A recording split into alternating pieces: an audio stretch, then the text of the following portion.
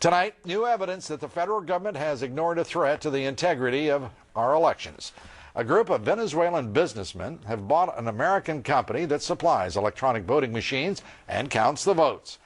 But your government didn't even review the sale. A voting machine company, critical to this country's election count, and they can't tell you whether or not the Committee on Foreign Investment in the United States reviewed it or not? They have no answer for us, and These are the most arrogant, incompetent, bureaucratic idiots.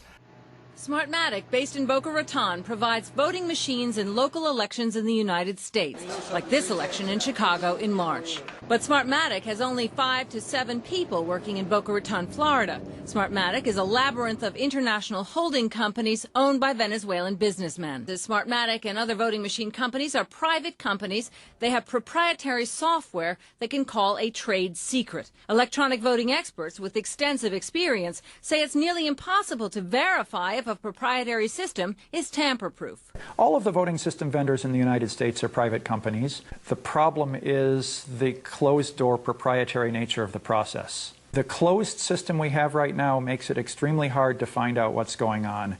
And that means that should a thief get in a position of power, we would never know. Some voter watchdog groups and others in Congress are calling for a full review and say the ownership of all electronic voting companies should be reviewed to determine if it poses a risk to U.S. elections. The U.S. Treasury Department today would not confirm or deny if a so-called CFIUS review is underway on Smartmatic.